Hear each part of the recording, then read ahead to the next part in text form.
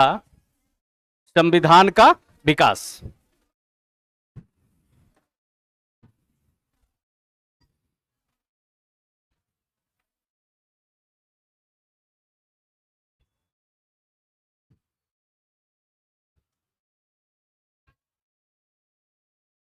है ना, हम लोगों ने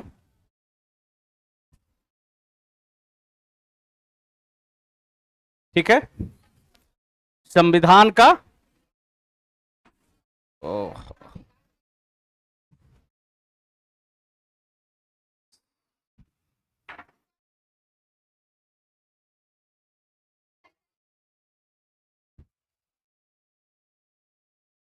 संविधान की निर्माण की प्रक्रिया।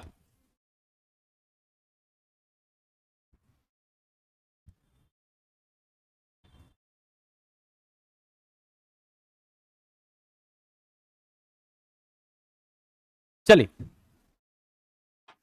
पिछले क्लासेस में हम लोगों ने यह देखने का प्रयास किया था कि संविधान का निर्माण किस तरह से हुआ, उसमें किस तरह से इसका विकास हुआ, निर्माण किस तरह से हुआ, कितने दिन लगे, उसमें डेटेड का जो तारीख है उस पे हम लोगों ने फोकस कर लिया था।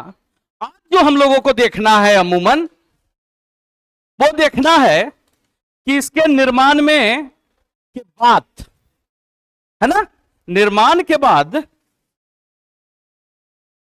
इसमें कितने अनुच्छेद थे, कितनी अनुसूचियां थी, कितने भाग, और उससे रिलेटेड वर्तमान समय में कितने अनुच्छेद हैं, कितने अनुसूचियां हैं और कितने भाग, उसको पहले हम लोगों को समझ लेना है ना। उसके बाद हमको देखना है कि यह विश्व का विस्तृत संविधान है, सबसे बड़ा संविधान है। तो अमूमन एक क्वेश्चन बनेगा कि सबसे छोटा संविधान कौन है विश्व का। उससे क्वेश्चंस आपके सामने आएंगे। उसके बाद जो है कुछ छोटे छोटे क्वेश्चंस इससे बनते हैं कि जैसे इसमें जो फंडामेंटल राइट्स का पार्ट है, जो मूल संविधान जो है उसमें फंडामेंटल राइट्स में कुछ चित्रकारी किया गया है। वो चित्रकार कौन था जिसने ऐसा चित्रकारी किया है। फिर क्वेश्चंस बनते हैं कि इसमें जो कलमबद्ध किया है, जिसने अपने अक्षरों से संविधान के शब्दों को सुशोभित किया है, उनका क्या नाम है ना। तो इस तरह से क्वेश्चंस आपसे वहां से बनेंगे। तो हमको सबसे पहले देखना है कि वर्तमान समय, उस समय जिस समय संविधान का निर्माण के समय इसमें कितने अनुच्छेद थे बच्चा। निर्माण के समय 395 अनुच्छेद, ठीक है। कितने आर्टिकल्स, 395, 1 से लेके 395। और कल हमने आपको यह बताया था पिछले क्लासेस में कि बाउंड्री कितना है, 395। इसी बाउंड्री के अंतर्गत क्या हुआ है, जितने भी संशोधन हुए हैं इसी बाउंड्री के अंतर्गत हुए। क्लियर है। जिस समय निर्माण के समय इसमें कितने अनुसूची हैं, के समय अनुसूची की संख्या, वेरी गुड, अनुसूची की संख्या 8, ठीक है। वर्तमान समय में अनुसूचियों की संख्या कितनी है, 12। अब आपसे क्वेश्चन पूछेगा कि 9, 10, 11, 12, 4 अनुसूचियां जोड़ा गया। इसका मतलब है कि 4 अनुसूचियां को जोड़ा गया। तब पूछेगा आपसे, क्वेश्चन यहां से बनेगा कि 9वीं अनुसूची कब आया। एक क्वेश्चन बनाएगा ना, तब आपका जवाब क्या होना चाहिए? 1951। कब आया? 1951। अब पूछेगा इससे रिलेटेड एक क्वेश्चन और बनाएगा। क्या बनाएगा? इससे रिलेटेड एक क्वेश्चन यह बनाएगा कि ये जो 9वीं अनुसूची आया वो किस संविधान संशोधन के द्वारा आया, है ना? क्वेश्चन बनाएगा ना, तब आपका जवाब होना चाहिए कि ये आया प्रथम संविधान संशोधन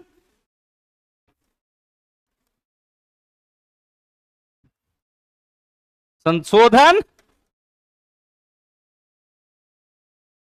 1951। क्लियर? कब आया?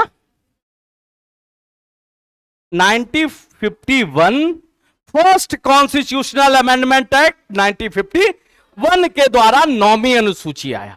तब एक क्वेश्चन और यहां से आपका रिलेट होगा, वो रिलेट होगा कि ये इसका संबंध किससे है ना? 9वीं अनुसूची का किसी ना किसी चीजों से संबंध होगा। यदि संविधान का पार्ट है तो वो ऑलरेडी रिलेटेड होना चाहिए। तब इसका जवाब होगा क्या? कि अमूमन लैंड लॉ से है। क्या से है? भूमि विधियां, अमूमन भूमि विधियां।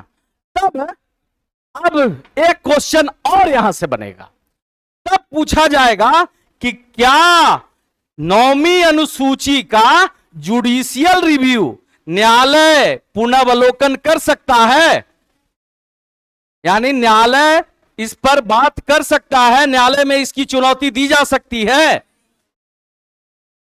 नहीं दी जा सकती, नहीं दी जा सकती।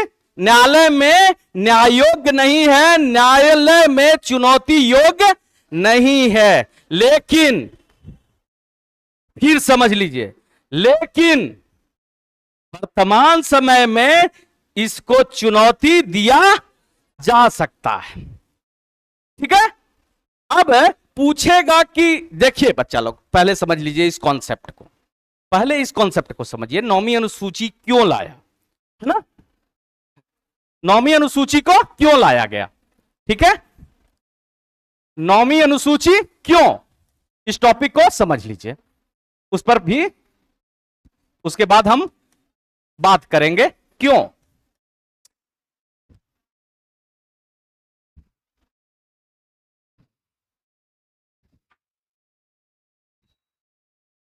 नौवीं अनुसूची क्यों,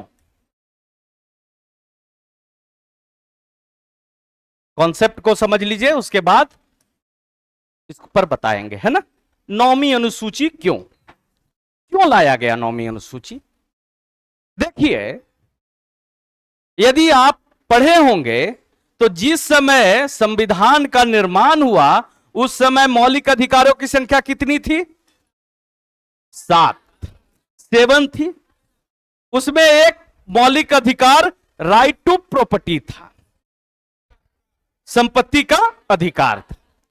अब संपत्ति का अधिकार था, ठीक है, एक फंडामेंटल राइट्स था। कॉन्सेप्ट खाली एकदम दिमाग खोल के रखिएगा, ठीक है? अब संपत्ति का अधिकार एक फंडामेंटल राइट्स था। अब यह बताइए, फंडामेंटल राइट्स के वायलेशन होगा, उल्लंघन होगा, तब आपके पास रिमेडी क्या है, उपचार क्या है?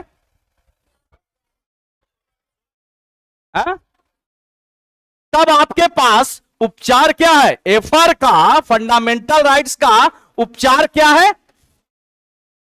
आप अनुच्छेद 32 के द्वारा सुप्रीम कोर्ट में जाइएगा या 226 के द्वारा हाई कोर्ट में जाइएगा, यही जाइएगा ना बच्चा? क्लियर है? यही है उपचार, तो यही है ना? यही उपचार है। अब बताइए कि यदि संपत्ति छीनता किसी को तो सारे लोग कहां चले जाते? High court, supreme court, fundamental rights है। अब उस समय के तात्कालिक प्रधानमंत्री को यह आभास था कि यदि हम जमींदारी ओवोल्यूशन करते हैं, जमींदारों के भूमियों को छीनते हैं बाय लॉ, कानून के द्वारा, तो इन लोग दौड़ते दौड़ते कहां जाएंगे? हाई कोर्ट, सुप्रीम कोर्ट, और फिर हम कुछ कर नहीं पाएंगे। क्लियर है ना? अरे नहीं समझ में आया तो बोलिए। क्लियर है ना? अब हाई कोर्ट, सुप्रीम कोर्ट चल जाता और सरकार क्या हो जाती? वहां हार जाती। फंडामेंटल राइट्स है, वो मौलिक अधिकार है, मूलभूत अधिकार है, हार जाती। तब इन्होंने एक कहा कि हम लाएंगे कौन सा अनुसूची? 9वीं अनुसूची लाएंगे। ठीक है? और इस अनुसूची में जो कानून डाल देंगे, जो भी कानून इसमें डाल देंगे बना के, वो न्यायालय में चुनौती योग्य नहीं होगा, न्यायालय में चैलेंजेबल नहीं होगा। यदि भारतीय संविधान की अच्छी जानकारी होगी तो साथ में 31A भी आया था। ठीक है? अभी हम उधर नहीं हैं, इसीलिए ज्यादा डिटेल्स हम आपके लेके नहीं जा रहे हैं। अब इसमें डाल देंगे, ठीक है, तो फिर कोई न्यायालय इसको न्यायालय सुन नहीं सकता। यानी हाई कोर्ट का दरवाजा क्या कर दिया? सुप्रीम कोर्ट का दरवाजा क्या कर दिया? बंद कर दिया। यानी आप गेट ताला मार दिया दोनों में, हाई कोर्ट और सुप्रीम कोर्ट में, कि इसमें जो कानून हम डाल देंगे उसको भैया तुमको सुनने का ताकत नहीं है, तुम्हारा जुडिक्शन ही नहीं है, अधिकारिता ही नहीं है कि तुम उसको सुन सको। तब इसमें डाल दिया गया सारे कानून। लेकिन बाद में क्या देखने को मिला कि जितने भी पॉलिटिकल इशू के कानून थे, जैसे रिजर्वेशन वगैरह वाले, उसको भी इन लोगों ने क्या करने लगा? 9वीं अनुसूची में डालने लगा। तब सुप्रीम कोर्ट ने AR कोहले के केस में कह दिया कि केशवानंद भारती का जो डिसीजन है, उस दिन के बाद यानी 24 अप्रैल 1973 के बाद जो भी कानून आप उसमें डालेंगे उसको हम सुन सकते हैं, जुडिशियल रिव्यू के अंदर आ जाएगा, न्यायिक पुनरावलोकन के अंदर आ जाएगा, और न्यायालय 1973 के बाद के कानूनों का सुनने योग्य पावर उसके पास है। क्लियर हो गया क्यों लाया गया 9वीं अनुसूची? इसीलिए हम जैसे लोग इसको 9वीं अनुसूची को संवैधानिक तहखाना कहते हैं। संवैधानिक तहखाना या तिजोरी भी कह सकते हैं। आप लोग के लिए जरूरी नहीं है बच्चा लोग, ठीक है? संवैधानिक तिजोरी, तिजोरी का मतलब क्या समझते हो? उसमें डाल देता है तो कोई देखता है? जैसे ही आप सोना चांदी माल असबाब तिजोरियों में डाल देते हैं तो फिर कोई देख सकता है? नहीं ना, देखता नहीं है। इसीलिए 9वीं अनुसूची को संवैधानिक तिजोरी हम जैसे लोग कहते हैं। इसके लिए बहुत लंबा बहस हुआ था। जब ये बिल आया था 1951 में, तो श्यामा प्रसाद मुखर्जी जनसंघ वाले और जवाहरलाल नेहरू के बीच में एक लंबा संसद में वाक युद्ध देखने को मिला था, और आज तक का, मेरे अनुसार वो आज तक का सबसे अच्छा डिबेट है भारत के संवैधानिक इतिहास में। ठीक है, तो 9वीं अनुसूची में कोई दिक्कत नहीं है। 9वीं अनुसूची को समझ गए? नहीं समझे हैं तो अपने जुबान खोलिए और मेरे सामने रखिए अपनी बात को। दिक्कत है? देखिए 73 वाला रिपीट कर देते हैं। ठीक है, क्या हुआ कि 24 अप्रैल को 24 अप्रैल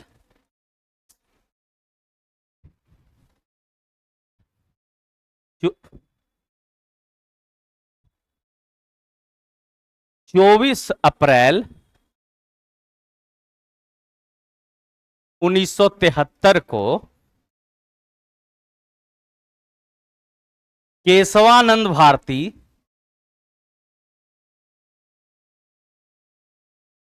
भारती। ये केस बहुत आप लोग के लिए जरूरी है। ये केस जो पढ़ा रहे हैं लगभग में हम अमूमन 20 गो केस पढ़ाएं, बताने लायक है आप लोग का, लेकिन 10 केस बहुत महत्वपूर्ण है। वो केस पूछेगा, इस केस के बारे में पूछेगा कि बेसिक स्ट्रक्चर का सिद्धांत किस केस में आया, आधारभूत संरचना का सिद्धांत, मूलभूत, तो ये है। तो केशवानंद भारती बनाम केरल राज्य का एक केस हुआ है 1900 AIR 1973 में। ठीक है, ठीक। केशवानंद एक केरल के बड़े मठाधीश थे, मठ के जमीन को छीन लिया गया था, तो ये सुप्रीम कोर्ट चले गए थे। राइट टू प्रॉपर्टी है 1973 में ना।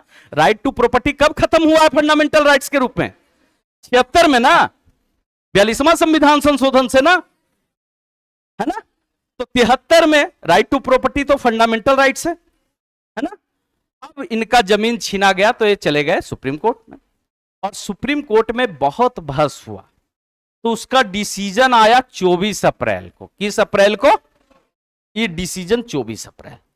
ठीक है, एक केस है, उस केस का आप लोग को नाम नहीं बताएंगे, लेकिन सुप्रीम कोर्ट ने कहा कि 24 अप्रैल 1973 के बाद 9वीं अनुसूची में जितने भी कानून डाले जाएंगे उसका हम आर्टिकल 32 और 226 से सुनने के काबिल हैं, हम सुनेंगे, जुडिशियल रिव्यू करेंगे, न्यायिक पूर्णावलोकन करेंगे। हम 73 के पहले वालों को नहीं सुनेंगे, लेकिन इस डिसीजन के बाद जो भी कानून डाले गए हैं 9वीं अनुसूची में, उस कानून को हम सुन सकते हैं जुडिशियल रिव्यू के माध्यम से। क्लियर है?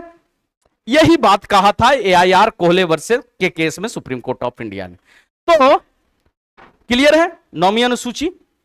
ठीक है, 9वीं अनुसूची लाया क्यों गया, कब लाया, किस वर्ष लाया, किस संशोधन के द्वारा लाया गया, और अभी वर्तमान समय में 9वीं अनुसूची का क्या स्थिति है, क्या वो जुडिशियल रिव्यू के दायरे में है या जुडिशियल रिव्यू के दायरे में नहीं है। तो आपका जवाब क्या होगा? अब दायरे में आ गया है, लेकिन 73 वाले के बाद, ये डिसीजन के बाद।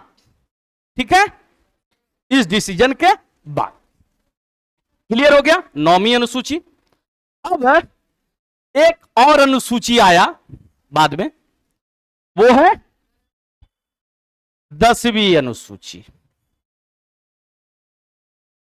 ये कब आया, किस संशोधन के द्वारा?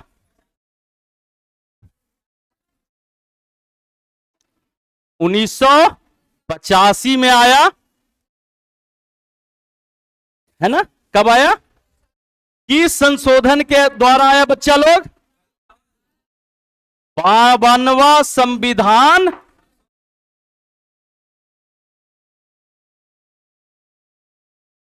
संशोधन 1985।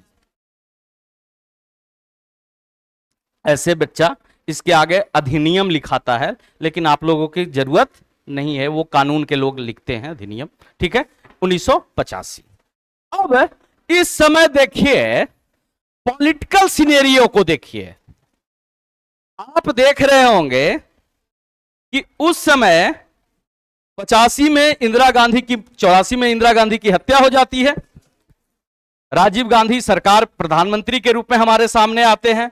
उसके पहले भी आप देख रहे होंगे कि जब छोटे स्तर में राज्यों में क्षेत्रीय राजनीतिक पार्टियां का डेवलपमेंट हो चुका है 66 के बाद, इन लोग क्या करता था कि इधर से विधायक टूट के इधर आ गया, सरकार गिर जाती थी, यानी स्थिर सरकार नहीं थी।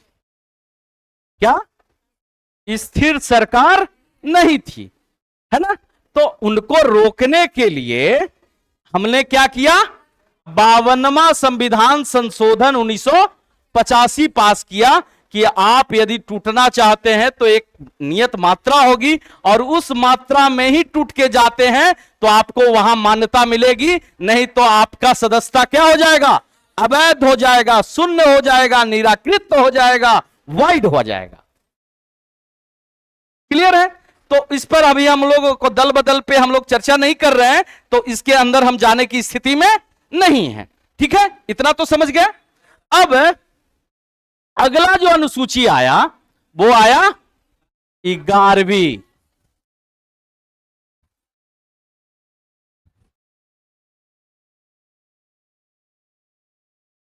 11वीं अनुसूची कब आया?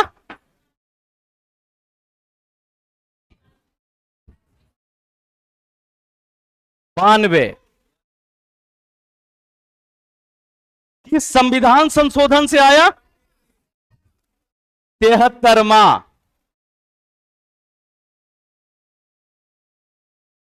73वां संविधान संशोधन के द्वारा।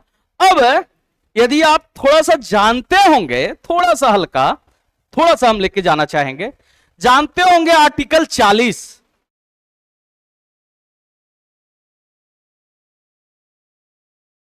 40 तो संविधान में है ना जी, तो फिर 73वां संविधान संशोधन एक्ट 1992 लाने की क्या जरूरत थी? अरे भाई, ये भी तो पंचायती राज से है और ये भी पंचायती राज से है। ये 10वीं 11वीं अनुसूची किस लिए आया है?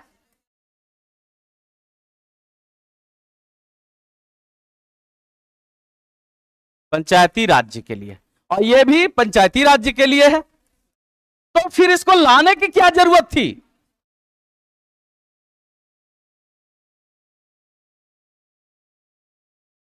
इसका लाने की क्या जरूरत थी, है ना? यह समस्या है। देखिए, थोड़ा सा यहां पे कॉन्सेप्ट क्लियर कर देते हैं, उसके बाद आगे बढ़ेंगे। देखिए, 40 क्या है? आप लोग सिर्फ यही पढ़े हैं कि यही है ना कि राज्य पंचायती राज के विकास के लिए कार्य करेगा। और ये किस संविधान के किस भाग में है? अरे किस भाग में है? भाग 4 में। भाग 4 में कहां पे है? कौन सा चैप्टर में? डीपीएसपी में, directive principle of state policy. राज्य के नीति निर्देशक तत्व, यही है बच्चा लोग ना। अब आपसे पूछेगा कि क्या नीति निर्देशक तत्व को न्यायालय में चुनौती दिया जा सकता है? नहीं। यह कौन कहता है? यह आर्टिकल 37 कहता है कि इसको न्यायालय में, कोर्ट में। क्या हुआ?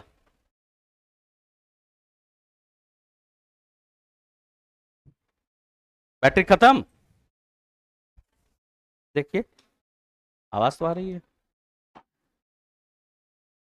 मेरी आवाज इतनी खराब थोड़ी थी इसमें।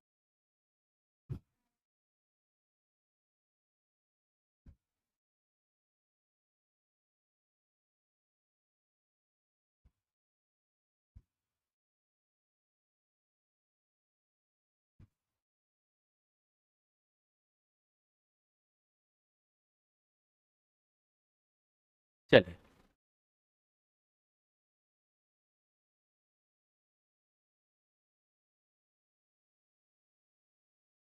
हाँ, तो हम लोग कहां थे?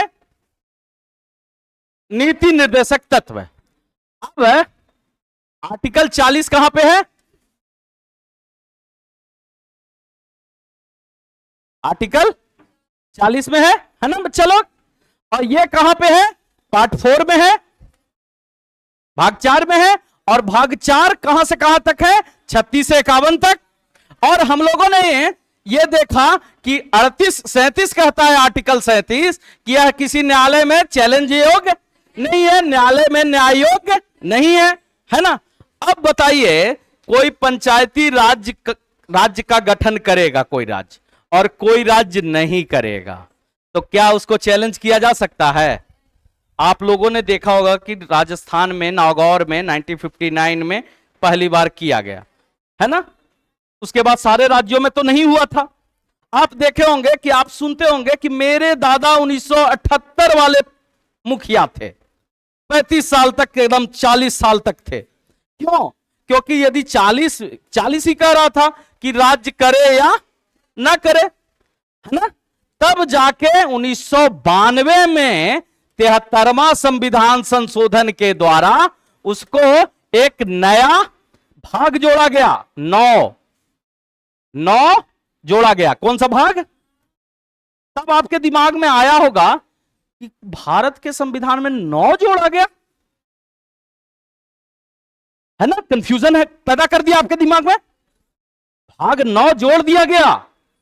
और जबकि हम जान रहे हैं कि भाग कितना, जब संविधान बना है उसी समय भाग कितना है बच्चा लोग, 22 को ना। तो यह समस्या आ गया। तब यहां पे हम अब भाग को आपको बता देते हैं। यह समस्या, पहले भाग वाला समस्या को खत्म कर देंगे तब, ठीक है। यहीं पे रोक दी गई है, अब भाग वाला पे आइए। देखिए, भाग, जिस समय संविधान बना था उस समय संविधान में कितने भाग थे? वेरी गुड, 1 से लेके 22 तक। और आज पूछा जाए तो क्या कहते हैं? 22 कहते हैं, लेकिन कुछ लोग 25 भी कह देते हैं। अभी रुक जाइए, लेकिन 22 ही है। बाउंड्री कितना है बच्चा? बाउंड्री आज भी 22 है। अब क्या हुआ कि 1956 में एक संशोधन हुआ, 7वां संविधान संशोधन। कौन सा संशोधन हुआ बच्चा? यह बहुत जरूरी है, यह पूछेगा आपसे और भी जगह, ठीक है। 7वां संविधान संशोधन पूछेगा आपको राज्यपाल वाले में। आप जानते होंगे ना, एक राज्यपाल जो है दूसरे राज्य का भी राज्यपाल हो सकता है एट ए टाइम। यह मूल संविधान में नहीं था, यह 7वां संविधान संशोधन से जोड़ा गया है 152 में, 53 में, ठीक है, प्रोविजो करके, ठीक है। ये वहां पे भी जरूरत। 7वां संविधान संशोधन हुआ तो भाग 7 को समाप्त कर दिया गया और भाग 9 को, कब?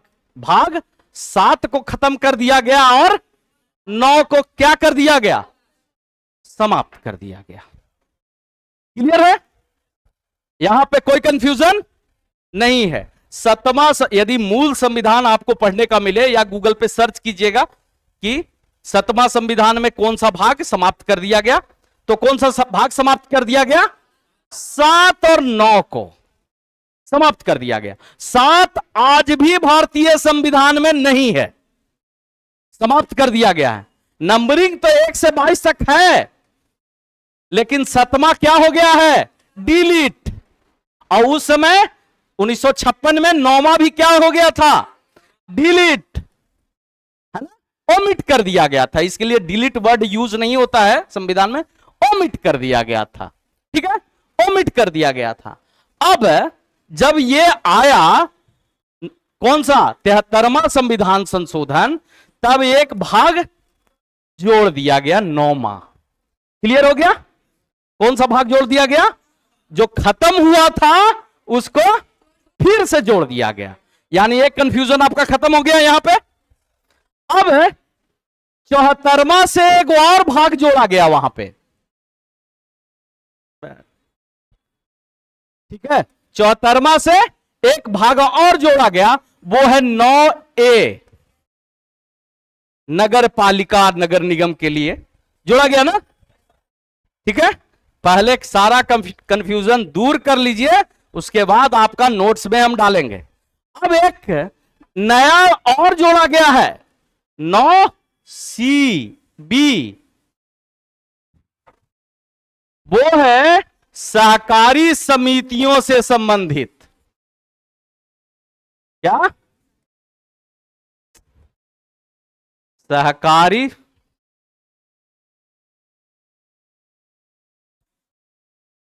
समितियों से संबंधित।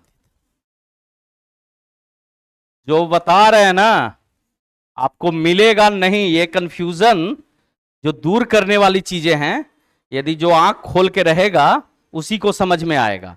ये 9B जोड़ा गया, और ये जोड़ा गया है 97वें संविधान संशोधन से।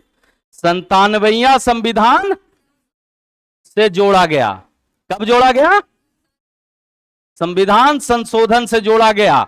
और किस वर्ष जोड़ा गया बच्चा लोग?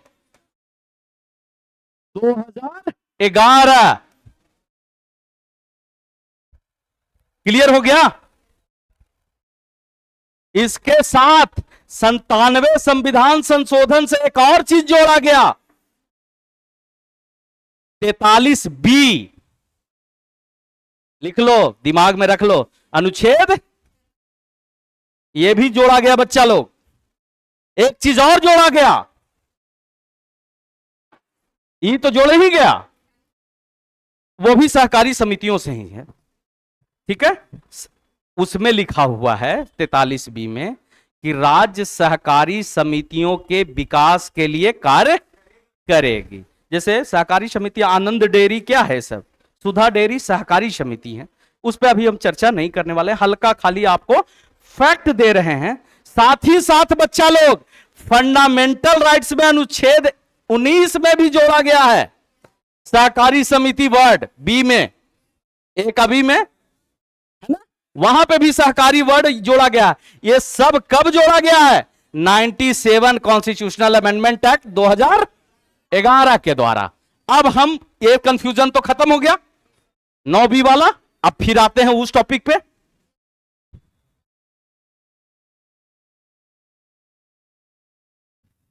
ये यूपीएससी लेवल का है, आपको उतना सोचने की जरूरत नहीं है, लेकिन हम कंफ्यूजन खाली है उसको अब दूर कर दे रहे हैं।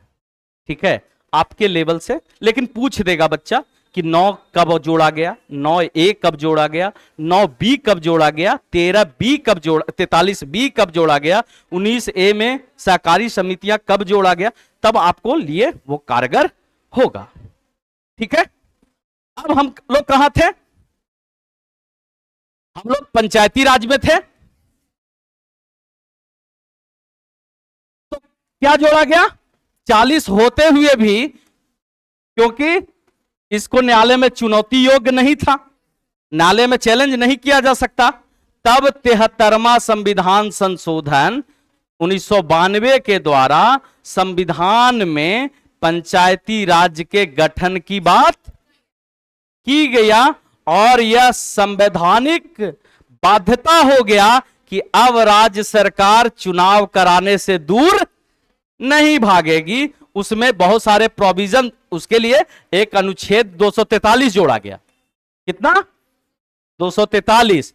उसमें ही बच्चा लोग ये कर दिया गया कि अब आपको चुनाव करवाना होगा, तो हर साल 5 साल पे चुनाव होता है ना, ये 9वीं अनुसूची पे आ गया। क्लियर है?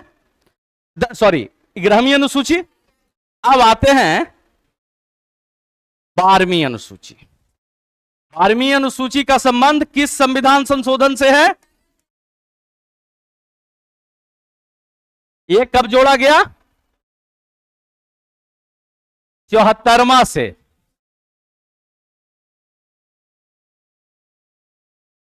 संविधान संशोधन से जोड़ा गया। Very good. कब जोड़ा गया? 1992। इसका संबंध किससे है? नगर पालिकाओं से। इसका संबंध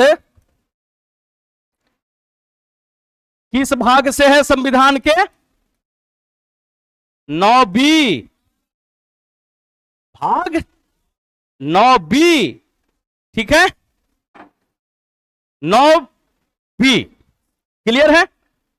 अब नगर पालिकाओं का भी चुनाव कराना जरूरी है कि नहीं? आपने हाल फिलहाल में भी देखा, हर 5 साल पे आपको चुनाव करवाना है, और उसके लिए 243 में प्रोविजन दिया गया है, रिजर्वेशन क्या होगा, क्या होगा, इसका चुनाव कौन करवाएगा। जब वो चर्चा हम लोकल सेल्फ गवर्नमेंट पढ़ाएंगे, पंचायती राज, तब इस पर चर्चा करेंगे। ये 12वीं अनुसूची, 12 को तो अनुसूची तक क्लियर हो गया। ठीक है, अब क्या क्या बोल रहे हैं? एक साथ अनुसूची, जब, हाँ इसको देखो बच्चा, जब हम पढ़ाएंगे आर्टिकल 1 से 4 पढ़ाएंगे तो उसके साथ हम पहली अनुसूची को जोड़ देंगे। तरीका यही है। उसका संबंध किससे है? अनुसूची 1 से। ठीक है, अनुसूची 1 में जब ये टॉपिक हम आपको पढ़ाएंगे, स्टेट एंड ईस्ट टेरिटरी, राज्य एवं उसका क्षेत्राधिकार, है ना, 1 से 4 तक, तो इसमें अनुसूची 1 में को पढ़ाएंगे। ठीक है, और अनुसूची 1 में क्या है? राज्य का नाम है और केंद्र शासित प्रदेश का नाम है, और कौन संशोधन से बना है, वही सब है ना बच्चा लोग। तो इसका जब संबंध इससे है तो हम वहां पे आपको कोरिलेट करके पढ़ाएंगे। ऐसे तो आपको लूसेंट में मिल ही जाएगा कि अनुसूची 1 में राज्य है ना, 2 में क्या है,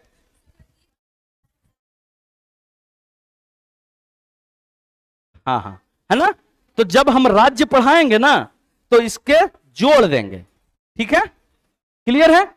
और जोड़ ही नहीं, उससे कौन कौन सा क्वेश्चन बनता है, जैसे आपको झारखंड कब बना, बिहार कब बना, पांडिचेरी पुदुचेरी में कब कन्वर्ट हो गया, है ना, है ना। तो ये सब रिलेटेड उस समय उसी जगह एक ही जगह पे पढ़ाएंगे तो ज्यादा बेटर होगा, आपके लिए ज्यादा फायदेमंद होगा वहां पे। ठीक है, यहां पे पढ़ाना, ये तो हम खाली अभी जोड़ रहे हैं कि 9वीं 10वीं कब आया बच्चा, 3 में शपथ है, 4 में राज्यसभा में सीटों का क्या है, 5वां में 7वीं अनुसूची क्या है, वो सब हम वहां पे जब आएंगे। ठीक है, जब हम 245 पढ़ाएंगे और 246, ठीक है, तब हम 7वीं अनुसूची पढ़ा देंगे उसके साथ, है ना, 7 शेड्यूल। क्लियर है, अब समझ में आ गया कहां? ठीक, हाँ। तो क्या नींद आ गया क्या?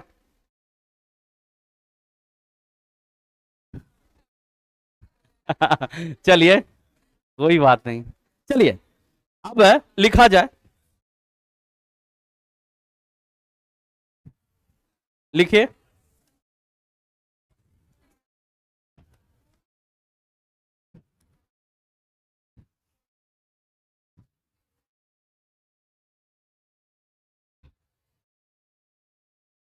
समितियां बताने की जरूरत है, समिति तो अपने लिख लीजिएगा कि लिखवा दें। लिखिए, प्रमुख समितियां तथा अध्यक्ष, प्रमुख समितियां एक तरफ कर दीजिएगा और एक तरफ क्या कर देना है, अध्यक्ष।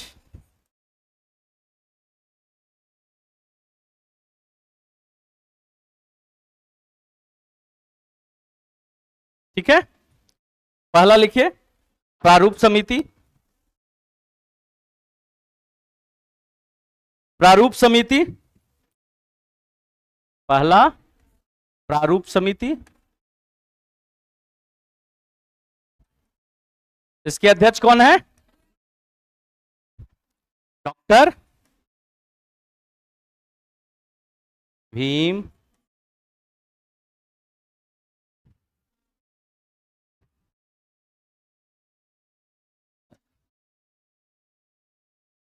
ठीक है, लिख लीजिएगा बोल के, डॉक्टर भीमराव अंबेडकर लिखे। दूसरा संघ शक्ति समिति, संघ शक्ति समिति, संघ शक्ति समिति जवाहरलाल नेहरू, संघ शक्ति समिति जवाहरलाल नेहरू, संघीय संविधान समिति, संघीय संविधान समिति, संघीय संविधान समिति जवाहरलाल नेहरू।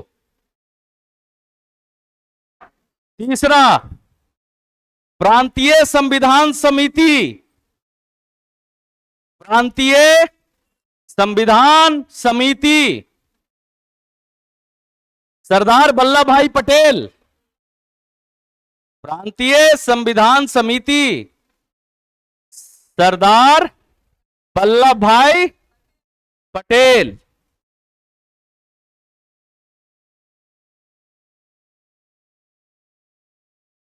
मूल अधिकार, मूल अधिकार एवं मूल अधिकार एवं अल्पसंख्यक मामले के अल्पसंख्यक मामले के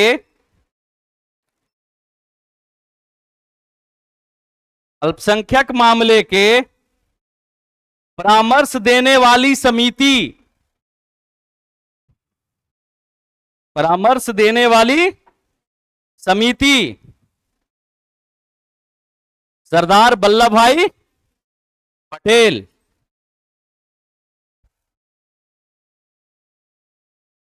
प्रक्रिया संबंधी समिति, प्रक्रिया संबंधी समिति, प्रक्रिया संबंधी समिति डॉक्टर राजेंद्र प्रसाद। नेक्स्ट, संचालन समिति, संचालन समिति डॉक्टर राजेंद्र प्रसाद। अध्यक्ष वही है तो संचालन वही करेंगे ना बच्चा, ठीक है। नेक्स्ट, राज्यों से समझौता करने वाली समिति,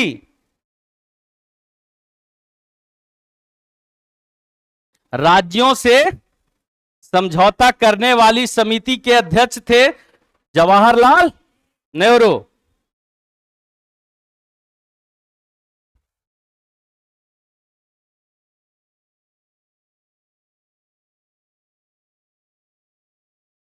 राष्ट्रीय ध्वज संबंधी,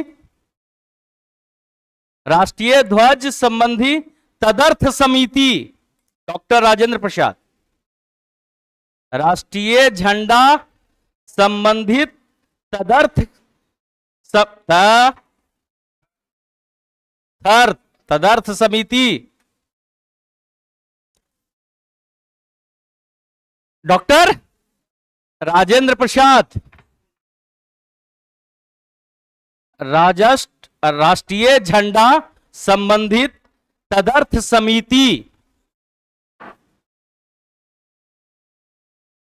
डॉक्टर राजेंद्र प्रसाद।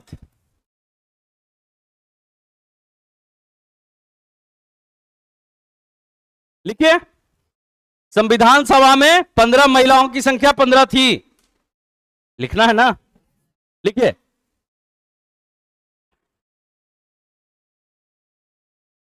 संविधान सभा में महिलाओं की संख्या कितना? महिला की संख्या 15। नाम भी लिखिएगा क्या? नहीं आएगा। क्लियर है? 15। हमारे संविधान सभा ने, एक पॉइंट और लिखिए, हमारे संविधान सभा ने 22 जुलाई 1947 को 22 जुलाई 1947 को राष्ट्रीय ध्वज को मान्यता प्रदान किया।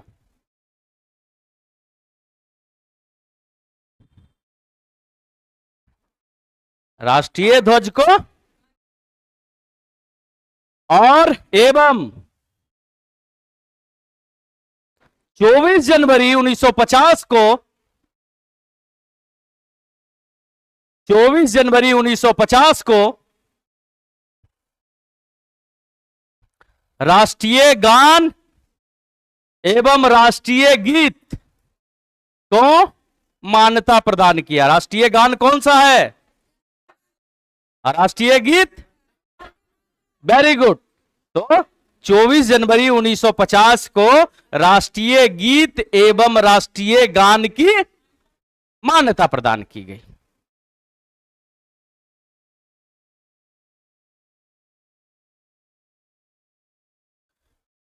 यह बताने की तो जरूरत नहीं है कि यह सबसे बड़ा लिखित संविधान है। लिख लीजिए, लिख लीजिए, यह विश्व की सबसे बड़ा लिखित संविधान है। अब इस कॉन्सेप्ट को बता दे बच्चा, क्यों इसको सबसे बड़ा लिखित संविधान माना जाता है, बता दे। इस कॉन्सेप्ट को तोड़ देते हैं। क्या है? विश्व की सबसे बड़ी लिखित संविधान।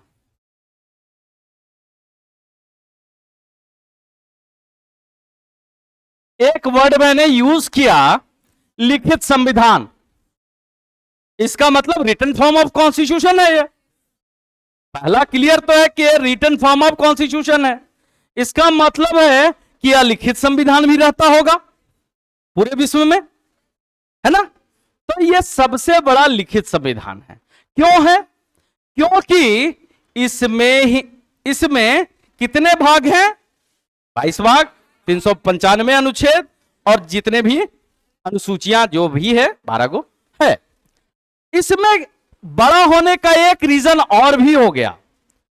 ये रीजन इसलिए हो गया कि इसमें केंद्र सरकार की शक्तियां क्या होगी, राज्य सरकार की शक्तियां क्या होगी, सबको रिटन फॉर्म में ही लिख दिया।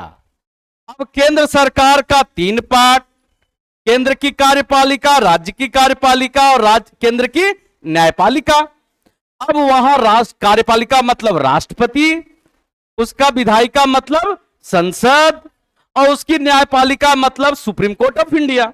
सबकी शक्तियां बांट दी गई, लिख दिया गया ना कि भैया राष्ट्रपति रहेगा तो 51 से लेके 123 तक राष्ट्रपति है।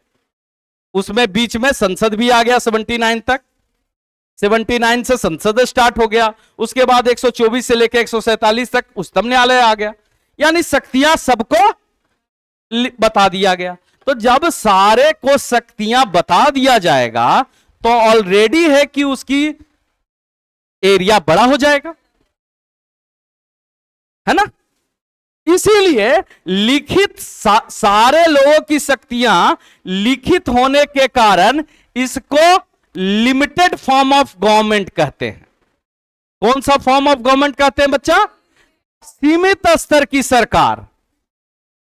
यदि नरेंद्र मोदी जी आपके प्रधानमंत्री जो हैं, क्या संविधान में लिखी गई शक्तियों से बाहर जाके काम कर सकते हैं? इसीलिए वो लिमिट सरकार है। संसद अपनी लिमिटेशन से बाहर जा सकता है, न्यायपालिका अपने लिमिटेशन के बाहर जा सकता है। यूपीएससी में यह क्वेश्चन पूछा है कि भारत में सरकार कैसी सरकार है, तो लिमिटेड फॉर्म ऑफ गवर्नमेंट है। हमारे यहां सीमित स्तर की सरकार है, क्योंकि सारे लोगों की शक्तियां क्या कर दिया गया है? लिखित कर दिया गया है। ठीक है, रिटन फॉर्म ऑफ है। एक चीज और, तब आपका सब दिमाग में आना चाहिए कि सबसे छोटी किसका है, तो लिख दीजिए मोनाको। सबसे छोटी। आइए आइए, रुक जाइए, आपके दिमाग में जो कीड़ा पनप रहा है वो नहीं है। आप जानते होंगे कि उसमें कितने अनुच्छेद है अमेरिकन कॉन्स्टिट्यूशन में? 9 गो है ना, 9 गो। 1, 2, 3 जो है वो कहता है कि कार्यपालिका क्या, अमेरिका का कार्यपालिका क्या करेगा, विधायिका क्या करेगा और न्यायपालिका। लेकिन उसके अंदर ही इतने बड़े बड़े संशोधन हुए हैं।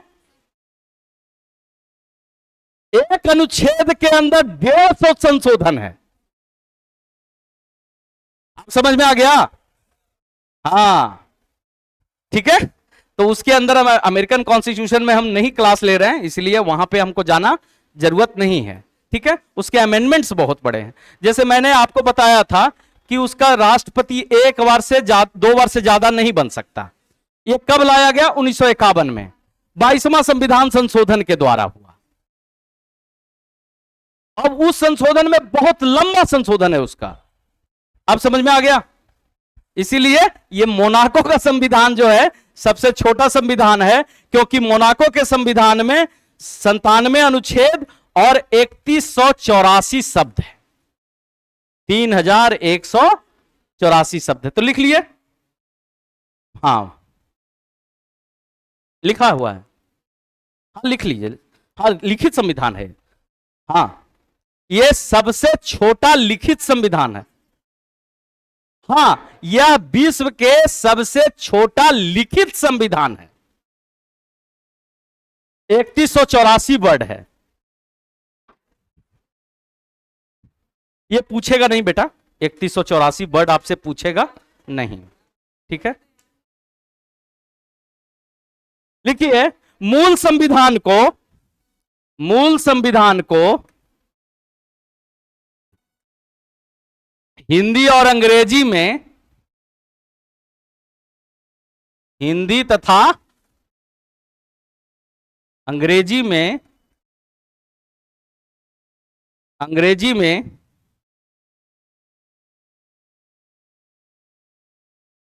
प्रेम बिहारी नारायण राययादा प्रेम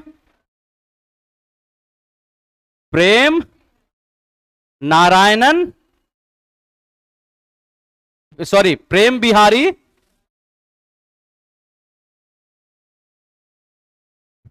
नारायणन रायजादा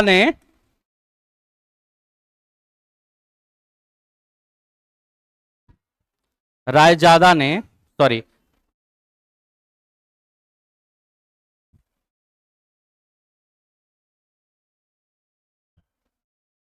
ये है रायजादा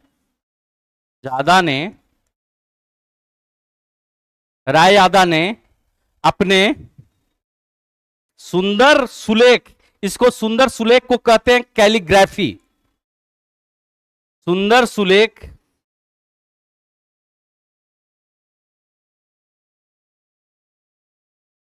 के साथ इटालियन शैली में लिखा।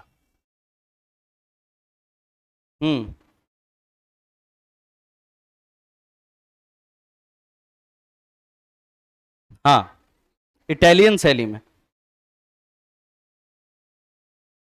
इस पर लिखिए, नेक्स्ट पॉइंट लिखिए। ये पूछता है, एक बार हमने देखा था झारखंड में, झारखंड पुलिस का एग्जाम था, उसमें पूछ दिया था कि इसमें जो सुंदर चित्रकारी किया गया है ना, उसको कौन सा चित्रकार जो है कलमबद्ध किया था, है ना। तो उसका जवाब होगा आचार्य नंदलाल बोस। लिखिए,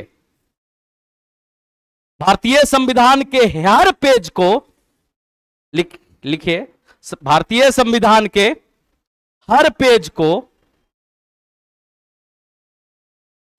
को चित्रों से आचार्य नंदलाल बोस, चित्रों से आचार्य नंदलाल बोस ने सजाया।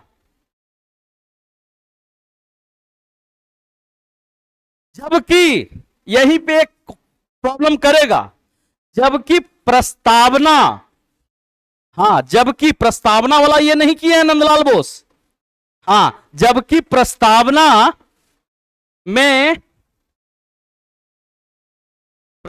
में चित्रों का सजाने का काम राम मनोहर सिन्हा ने किया। राम मनोहर सिन्हा, राम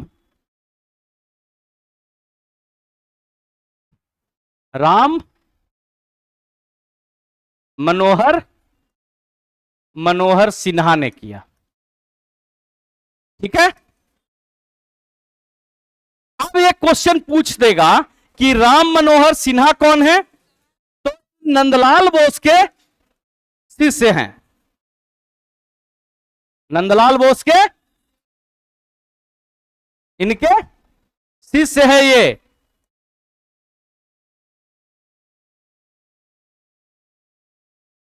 ठीक है, ये गुरु जी हैं। क्लियर? अब एक क्वेश्चन और पूछेगा, हो सकता है पूछ दे, पूछेगा नहीं, पूछ सकता है। ठीक है, यह पूछ सकता है कि इनका दोनों का संबंध कहां से था? तो दोनों का संबंध शांति निकेतन से है। कहां से? शांति निकेतन।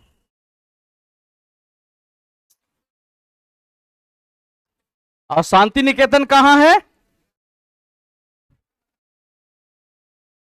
शांति निकेतन की स्थापना किसने की? क्लियर है ना? ये सब आपके दिमाग में रहना चाहिए। रविंद्रनाथ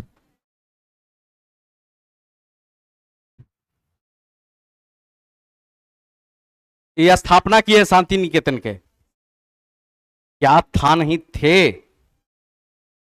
अपने महापुरुषों को सम्मान के साथ। ठीक है,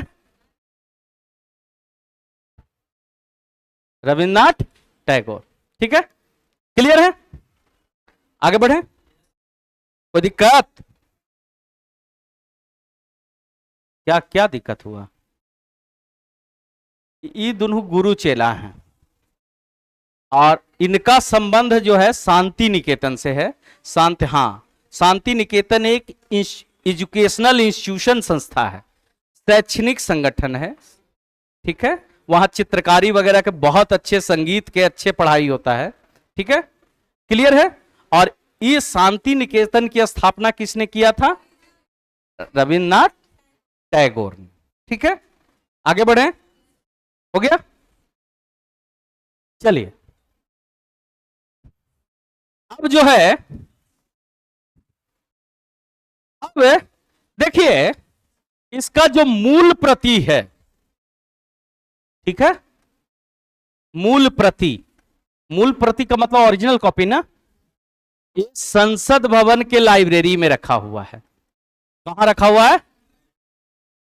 संसद भवन के लाइब्रेरी में रखा हुआ है और ये हीलियम के बॉक्स में रखा गया है। कहां पे?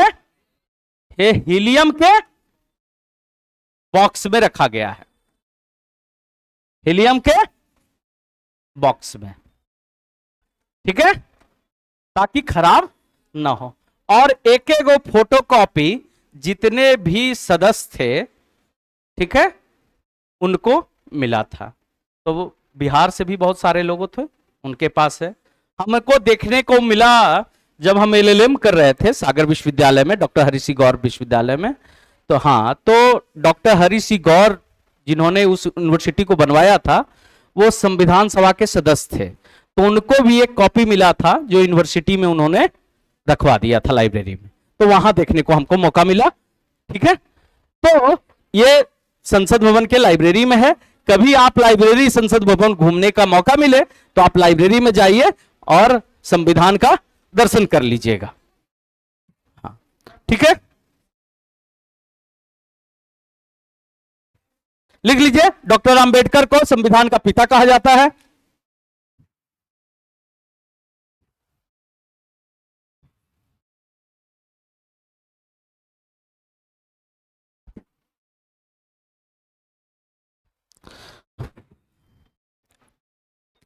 उधार का, सॉरी, डॉक्टर अंबेडकर को संविधान का पिता कहा जाता है।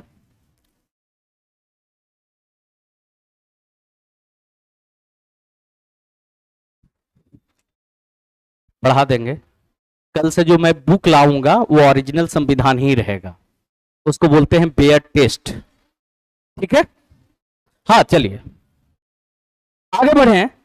संविधान का लगभग अधिकतर हिस्सा किससे लिया गया है? 1935 के एक्ट से। इसको तो ध्यान में रखना है, पहले भी बता दिए, लिखना चाहते हैं तो लिख लीजिए। भारतीय संविधान का अधिकतर हिस्सा भारतीय परिषद अधिनियम 1935 से प्रभावित है। अधिकतर हिस्सा या मूल ढांचा, भारतीय संविधान का मूल ढांचा भारतीय परिषद अधिनियम 1935 से प्रभावित है। भारतीय संविधान का मूल ढांचा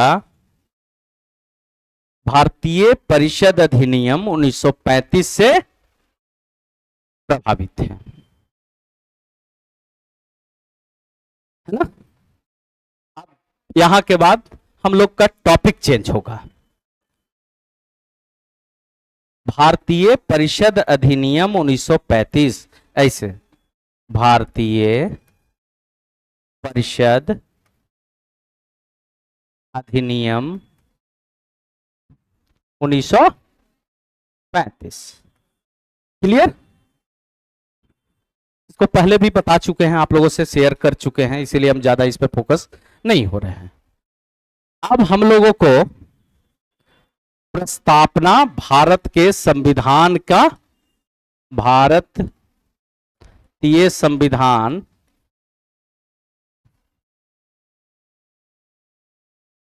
की प्रस्तावना या उद्देशिका को समझना है। यार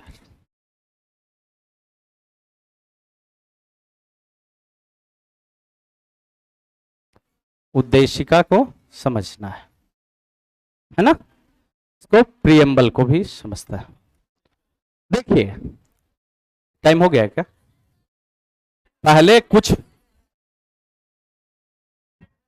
अभी रुक जाइए, थोड़ा सा हम क्या क्या कल आपको पढ़ के आना है वो बता देते हैं। देखिए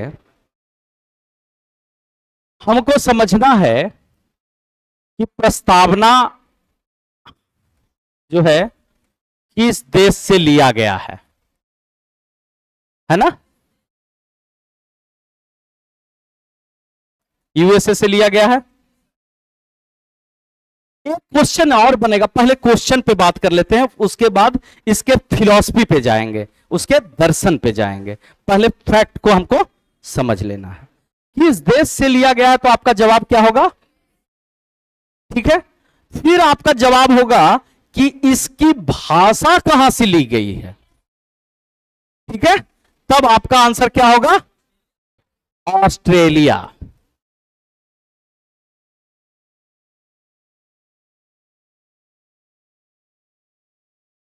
क्लियर? ये ऑस्ट्रेलिया से लिया गया है। क्लियर है? दो बातों पर हमको फोकस करना है।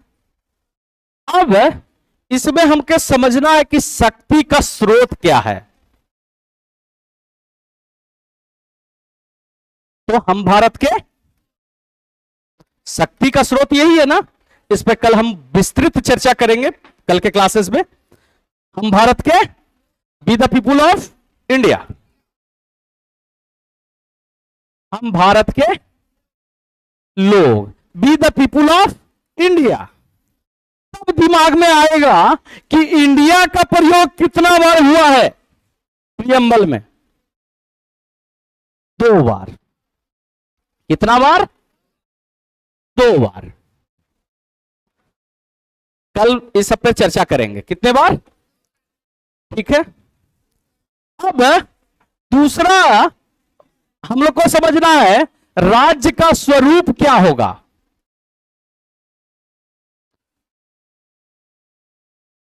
जो भारत एक राज्य है, एक स्वरूप क्या होगा, है ना। तो स्वरूप क्या है? प्रभुत्व संपन्न, समाजवादी, लोक धर्मनिरपेक्ष, लोकतंत्रात्मक गणराज्य।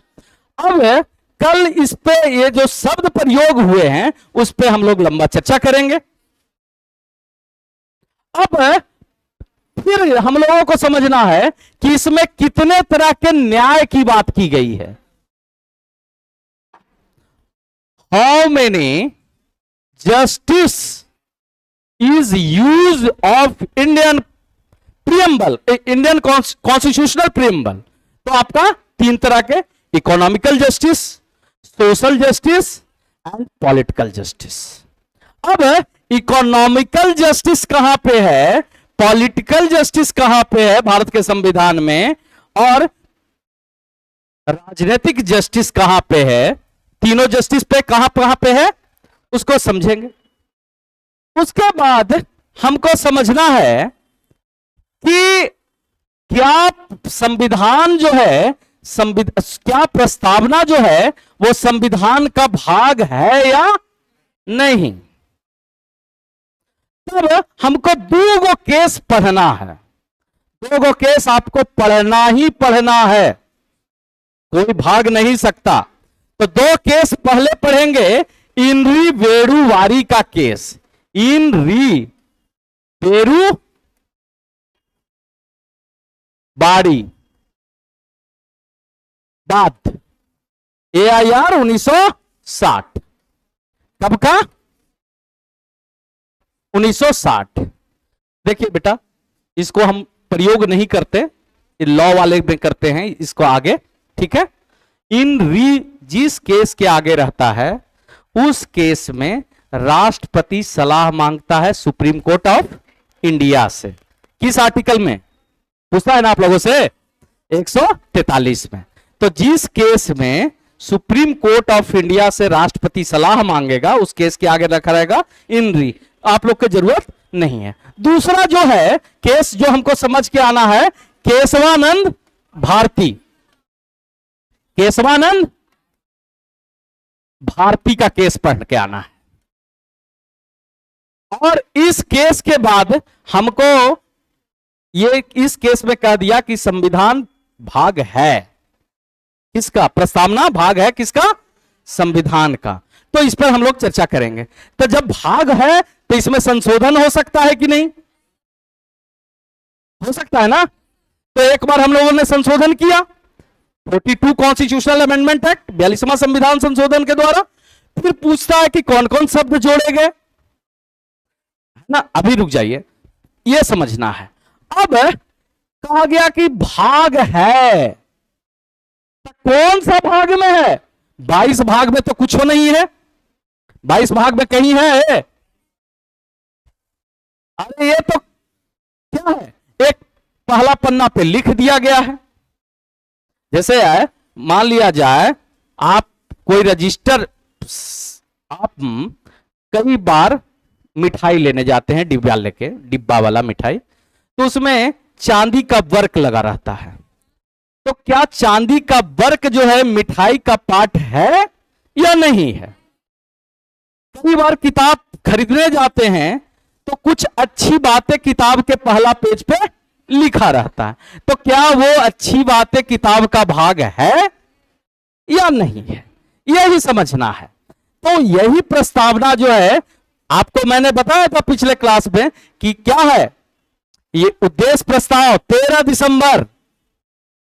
13 दिसंबर से रिलेटेड किया था ना, कि 13 दिसंबर को क्या हुआ, 1946 को जवाहरलाल नेहरू ने उद्देश्य प्रस्ताव लाया, और 22 जनवरी को क्या हो गया, 1947 को उद्देश्य प्रस्ताव को मान लिया गया। और यही ना मैंने बताया था कि यही उद्देश्य प्रस्ताव जो 26 नवंबर लास्ट दिन प्रस्तावना में कन्वर्ट हो गया।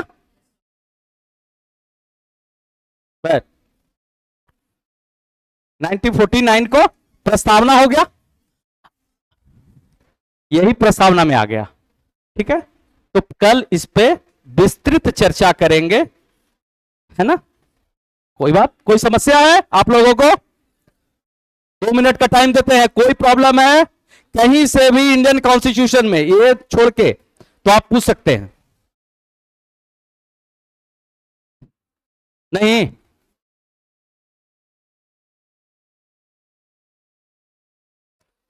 थोड़ा तेजी से।